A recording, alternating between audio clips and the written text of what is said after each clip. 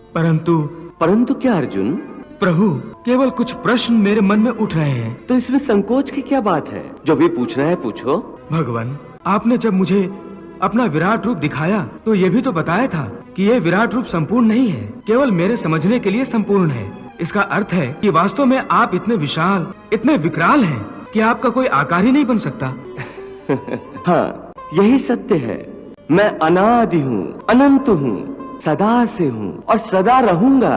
संपूर्ण सृष्टियों में ऐसी कोई जगह, कोई स्थान नहीं है जहाँ मैं नहीं हूँ। जल, थल और गगन में भी मैं ही हूँ। इसलिए मेरा कोई आकार नहीं, मैं निराकार हूँ। फिर आपने ये भी तो कहा था कि हाथी में भी आप हैं, गाय में भी आप हैं, चींटी में भी आप हैं। हाँ, ये भी सत्य है। तो फिर इस तरह तो आप साकार भी हैं। हाँ, जैसे इस समय मैं तुम्हारे सामने मानव अवतार में खड़ा हूँ, ये भी मेरा साकार रूप है।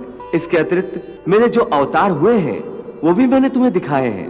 ये सब आकार ही हैं, परंतु मेरा सच्चा और सबसे विशाल रूप निराकार है। तो ये सिद्ध हो गया कि आप निराकार भी हैं और साकार भी हैं। आपके भक्त जो आपको साकार समझते हैं वो आपके अवतारों की प्रतिमाएं बनाकर आपकी पूजा करते हैं, और जो भक्त आपको निराकार मानते हैं वो आपको निराकार रूप में पूजते हैं। इनमें से कौन सही है?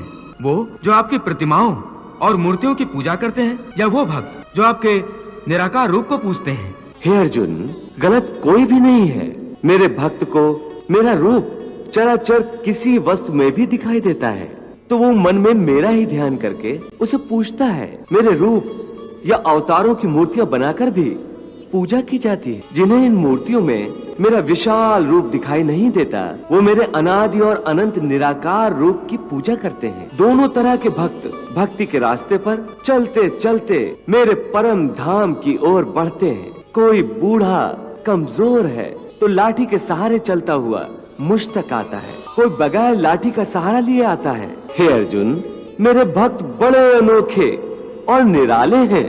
कोई मुझे अपना पिता मानकर मुझसे बेटे का रिश्ता जोड़ लेता है, तो कोई मुझे माता मानता है, तो कोई मुझसे प्रेम का नाता जोड़ लेता है। जैसे गोकुल की गोपियां जो मेरे प्रेम में संसार की सारी रीत रिवाजों को भूल जाती हैं। उनकी आंखों में, उनके मन में हर जगह हर समय मेरा ही रूप समाया होता। कई सिद्ध साधु मुझसे प्रेम करने के लिए गोपियों के रूप में बार बार जन्म ले, तो उनकी भक्ति का बदला उनके मन चाहे रूप में देता हूँ।